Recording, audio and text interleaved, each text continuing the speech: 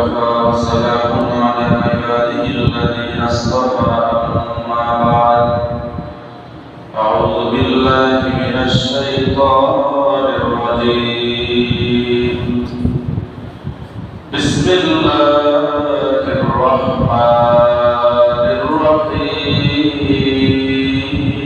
الرحيم يا أيها الذين آمنوا كتب عليكم الصيام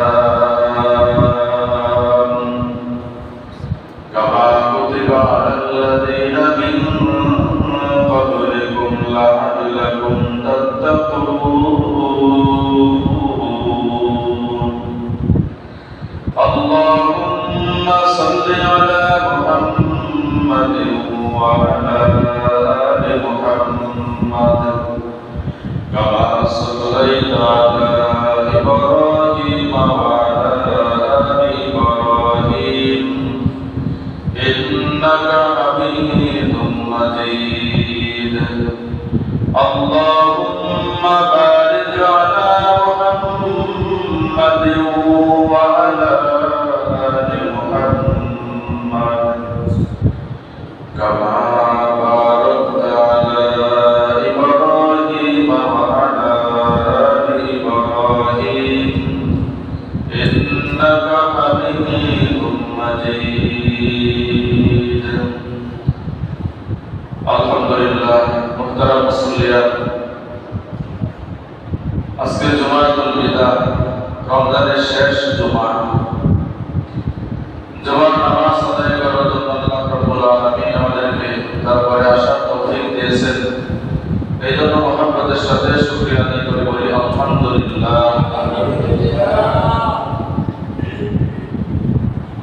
রমজান শুরু হয়ে এখন বিদায়ের পথে একদিন থেকে শুকরিয়া আদায় করা দরকার আরেকদিন থেকে আফসোসের বিষয়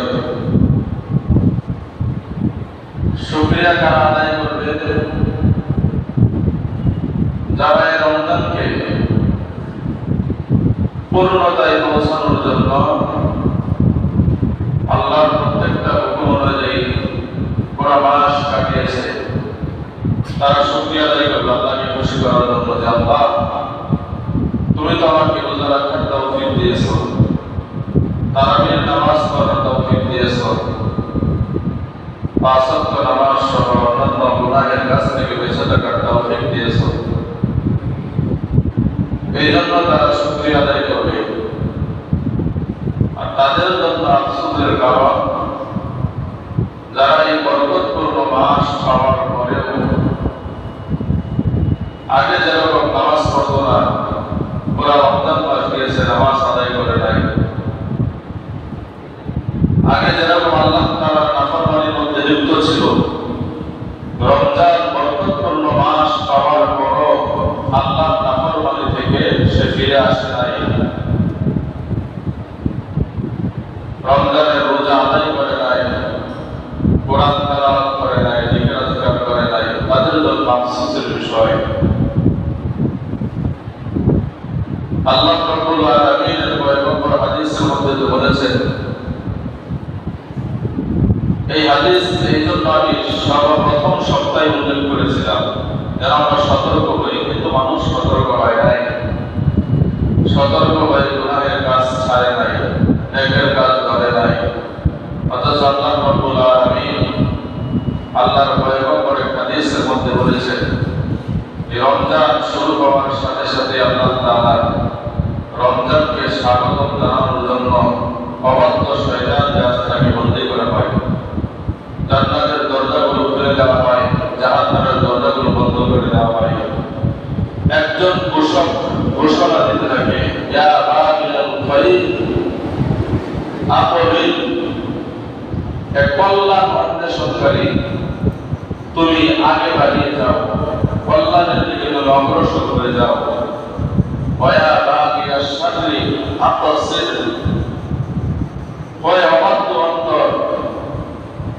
তুমি এখন গুনাহের কাজগুলো ছেড়ে দিয়ে সংকুচিত হয়ে যাও, নিচু হয়ে যাও। এই ঘোষক প্রত্যেক দিন এভাবে ঘোষণা করতে থাকে। তাহলে রমজানের পুরা মাস এভাবে ঘোষণা ছিল, কিন্তু আমরা তারপরেও গুনাহ থেকে বিরত হই নাই। এই জন্য তাদের জন্য ধ্বংস, আফসোসের কারণ। আর আমরা যারা রমজান মোটামুটি চেষ্টা করেছি আল্লাহর হুকুম মতো চলার জন্য, রমজানের রোজাগুলো রেখেছি, অনুরূপভাবে রমজানের 5 ওয়াক্ত নামাজ আদায় করেছি, 5 ওয়াক্ত নামাজ আদায় করেছি, কোরআন তেলাওয়াত করেছি, অনুরূপভাবে জিকির আজকার আরো ব্যক্তিগত নফল ইবাদত আমরা করেছি। এইগুলো করার মাধ্যমে যারা কাটিয়েছি, আমাদের সর্বপ্রথম আমরা তো শুকরিয়া আদায় করব আল্লাহ তাআলার দরবারে। দ্বিতীয় বিষয়, এই বিষয়গুলো আল্লাহর দরবারে কবুল হলো কিনা এজন্য ইস্তিগফার করতে হবে। আল্লাহ রোজা রাখলাম, রোজার হক পরিপূর্ণতার সাথে আদায় করে আমরা রোজা রাখতে পেরেছি কিনা, তারাবির নামাজ আদায় করেছে কিন্তু পরিপূর্ণ হক আদায় করে পড়তে পারছি কিনা, কোরআন তেলাওয়াত করেছে, কোরআন তেলাওয়াতের যে হক আছে হক আদায় করে তেলাওয়াত করতে পেরেছে কিনা, এই জন্য ইস্তিগফার করা, কবুল হওয়ার জন্য আল্লাহর কাছে দোয়া করা, আমার রোজাগুলো কবুল করে দাও। তারাবির নামাজ, কোরআন তেলাওয়াত, জিকির আজকার আর যত নফল ইবাদত আছে এগুলো কবুল করে দাও। এই দোয়া আল্লাহ তাআলার কাছে বেশি বেশি করা। তিরমিজি শরীফের 3545 নম্বর হাদিসের বর্ণনা, عن أبي هريرة رضي الله تعالى عنه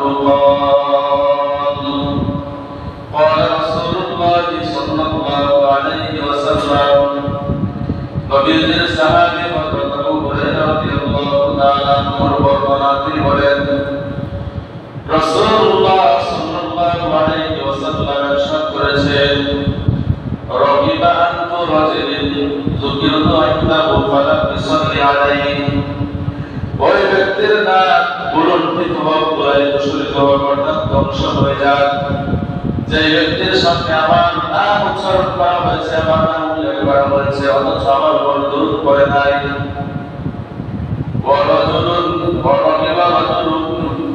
দুই নাম্বার হলো আল্লাহ রাব্বুল আলামিন যে ব্যক্তিকে রমজান মাসের মতো বরকতপূর্ণ মাস দান করেছে, অথচ এই মাস পাওয়ার পরেও নিজের গুনাহগুলো ক্ষমা করিয়ে দিতে পারে নাই, এই ব্যক্তির নাম ধুলায় দূষিত হোক। 3 নাম্বার, আল্লাহ রাব্বুল আলামিন দোয়া কবুল করেন, ওই ব্যক্তির নাম পুনরুত্থিত হোক, ধুলায় দূষিত হোক, যে ব্যক্তির সামনে মা বাবাকে পেশ করা হয়েছে বৃদ্ধ অবস্থায়, অর্থাৎ এমন সন্তান যে বৃদ্ধ অবস্থায় মা বাবাকে পেয়েছে, অথবা দুইজনের কোনো একজনকে পেয়েছে, কিন্তু মা বাবার খেদমত করার মাধ্যমে নিজের গুনাহগুলো ক্ষমা করাতে পারে নাই, আল্লাহ রাব্বুল আলামিনের পয়গম্বর বলেন, ওই ব্যক্তির নাম ধুলায় দূষিত হোক, বুলন্দিত হোক, অর্থাৎ ওই ব্যক্তিও ধ্বংস হয়ে যাক। তাহলে এই হাদিসের মাধ্যমে আমরা জানতে পারলাম, রমজান মাস পাওয়ার পরে যদি গুনাহ মাফ করাইতে না পারে, এত বরকতপূর্ণ মাস, তাহলে আমাদের নাক যেন ধুলায় দূষিত হোক, আমরা যেন ধ্বংস হয়ে যাই, এটা প্রমাণিত হয়ে যায় হাদিসের মাধ্যমে। এই জন্য যারা রমজান পেয়েছে, রমজানের মাহাত্ম্য, রমজানের বরত্ব, রমজানকে স্বাগত দেওয়ার জন্য, রমজানের পরিপূর্ণ হক আদায় করার জন্য, গুনাহের কাজ ছেড়ে দেয় নাই, নেকের কাজ করি নাই, তাদের জন্য ধ্বংস, তাদের জন্য আফসোসের বিষয়। এই জন্য আল্লাহ রাব্বুল আলামিনের দরবারে আমাদের পরিপূর্ণভাবে তওবা করতে হবে। এখন তওবার মাধ্যমে যদি আমরা আমাদের গুনাহগুলো ক্ষমা করে নিতে পারি, তাহলে আল্লাহ রাব্বুল আলামিন আল্লাহর পয়গম্বর যে ধ্বংসের দোয়া করেছেন, ধ্বংসের দোয়া থেকে আমরা মুক্তি পাবো। দ্বিতীয়ত বিষয়, আমরা যে রমজানের রোজাগুলো আদায় করেছি, তারাবির নামাজ আদায় করেছি, কোরআন তেলাওয়াত করেছি, জিকির আজকার করেছি, এই ইবাদতগুলোর মধ্যে রমজানের রোজা এটা ফরজ ইবাদত ছিল। রমজানের রোজা আমরা যারা পরিপূর্ণতার সাথে আদায় করেছি, তাদের রোজাগুলো কবুলিয়াতের তার কাছে পৌঁছার জন্য সবচাইতে শ্রেষ্ঠ উপায় আল্লাহ রাব্বুল আলামিন আরেকটি নেক আমলের সাথে যুক্ত করেছেন। সেই নেক আমলটা হলো সাদকাতুল ফিতর। গত সপ্তাহে বলেছিলাম, এখন আপনারা কয়জন আদায় করেছেন জানি না, হয়তো অনেকে আদায় করেছেন, অনেকে বাকি আছেন। যারা আদায় করেন নাই তারা কি জন্য আদায় করবে এই কাম করি নাই। সাদকাতুল ফিতর ফরজ করা হয়েছে কেন? এই কারণ দুটি পাওয়া যায়, হাদিসের মধ্যে দুটি কারণ পাওয়া যায়। সাদকাতুল ফিতর আল্লাহ রাব্বুল আলামিন আমাদের উপর ফরজ করেছেন, ওয়াজিব করেছেন দুইটি কারণে। আবু দাউদ শরীফের হাদিসের বর্ণনা 1609 নম্বর হাদিসের বর্ণনা। এই হাদিসের মধ্যে আল্লাহ তাআলার পয়গম্বরের সাহাবী হযরত আব্দুল্লাহ ইবনে আব্বাস রাদিয়াল্লাহু তাআলা আনহু বলেন, আব্দুল্লাহ ইবনে আব্বাস রাদিয়াল্লাহু তাআলা আনহুমা রাসূলুল্লাহ সাল্লাল্লাহু আলাইহি ওয়াসাল্লামের সাহাবী হযরত আব্দুল্লাহ ইবনে আব্বাস রাদিয়াল্লাহু তাআলা আনহু বলেন, فرض رسول الله صلى الله عليه وسلم زكاة الفطر। রাসূলুল্লাহ সাল্লাল্লাহু আলাইহি ওয়াসাল্লাম সাদকাতুল ফিতর আবশ্যক করেছেন, ওয়াজিব করেছেন। তুহরাতাল লিস-সাইম, রমজানের রোজা যারা রেখেছে রোজাকে পবিত্র করার জন্য। মিনাল লাগবি ওয়াল রাফাসি, রমজানের রোজা আমরা আদায় করেছি। এমন মানুষ অনেক আছে রমজানের রোজা আদায় করা অবস্থায় জবানের হক পরিপূর্ণভাবে আদায় করে নাই, কানের হক পরিপূর্ণভাবে আদায় করে নাই, শরীরের অন্যান্য অঙ্গ প্রত্যঙ্গের হক আদায় করে রোজা রাখার প্রয়োজন ছিল, কিন্তু এই হকগুলো আদায় করে রোজা রাখে নাই। অথবা দ্বিতীয় ব্যাখ্যা এটাও হতে পারে, আমরা চেষ্টা করেছি কানের হক আদায় করার জন্য, চেষ্টা করেছি জবানের হক আদায় করার জন্য, চেষ্টা করেছি অন্যান্য অঙ্গ প্রত্যঙ্গের হক আদায় করার জন্য, কিন্তু তারপরেও যেহেতু আমরা মানুষ আমাদের ত্রুটি হয়ে গেছে, জবান দ্বারা আমরা অশ্লীল কথা বলে ফেলেছি, কান দ্বারা গুনাহের কাজ আমরা শ্রবণ করেছি, অনুরূপভাবে অন্যান্য অঙ্গ প্রত্যঙ্গের মাধ্যমে গুনাহের কাজ করে ফেলেছি। এই সমস্ত ব্যক্তিদের রোজা পবিত্র করার জন্য আল্লাহ রাব্বুল আলামিন এই হাদিসের মধ্যে আল্লাহ তাআলা পয়গম্বর বলেছেন, তুহরাতাল লিস-সাইম মিনাল লাগবি ওয়ার রাফাসি। রমজান মাসে অনর্থক কথা যে আমরা বলি, প্রয়োজন ছাড়া এই সমস্ত কথা বলি, অনর্থক কাজ করি, এই সমস্ত কথা এবং কাজ থেকে পবিত্র করার জন্য আল্লাহ রাব্বুল আলামিনের পয়গম্বর সাদকাতুল ফিতর ওয়াজিব করেছেন। তো এক নাম্বার কারণ আমরা এই হাদিস থেকে পেয়ে গেলাম, রমজানের রোজাতে আমরা দেখেছি অনর্থক কথা তো আমাদের রয়েছে। অনেক সময় আমরা একজনের গীবত করে ফেলেছি, অনেক সময় অনিচ্ছাকৃতভাবে একজনকে গালি দিয়েছি জবান দ্বারা, তাহলে জবানের হক আদায় হলো না। এই জবানের অনর্থক ব্যবহার করার কারণে, অশ্লীল কাজকর্ম করার কারণে যে রোজার ত্রুটি হয়েছে, এই ত্রুটিকে পূর্ণতায় পৌঁছানোর জন্য আল্লাহ রাব্বুল আলামিনের পয়গম্বর সাদকাতুল ফিতর ওয়াজিব করেছেন। দুই নাম্বার কারণ এই হাদিসের মধ্যে আছে, আল্লাহ তাআলা পয়গম্বর বলেছেন,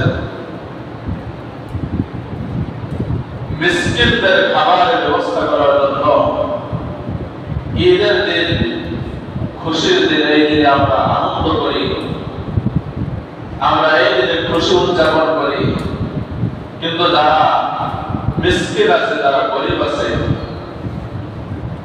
তারা তো এই দিনে খুশি আনন্দ করতে পারে না। এই জন্য আল্লাহ রাব্বুল আলামিন সাদকাতুল ফিতর ওয়াজিব করেছেন। গরিব মানুষ যারা আছে তাদেরকে যদি আমরা সাদকাতুল ফিতর আদায় করে দেই, আদায় করার মাধ্যমে তারাও যেন একটু খুশিতে ঈদটা কাটাতে পারে, একটু আনন্দে ঈদটা কাটাতে পারে, এই জন্য আল্লাহ রাব্বুল আলামিনের পয়গম্বর সাদকাতুল ফিতর ওয়াজিব করেছেন। হাদিস থেকে দুটি কারণ আমরা পেলাম। এক নাম্বার, যে আমরা অনর্থক কথা কাজকর্ম করেছি, এটাকে পবিত্র করার জন্য, রোজাকে পবিত্র করার জন্য আল্লাহ রাব্বুল আলামিনের পয়গম্বর আমাদের উপর সাদকাতুল ফিতর ওয়াজিব করেছেন। দুই নাম্বার, মিসকিনদের খাবারের ব্যবস্থা করার জন্য আল্লাহ তখন সদকাতুল ফিতর দেওয়ার কথা বলেছেন। এখন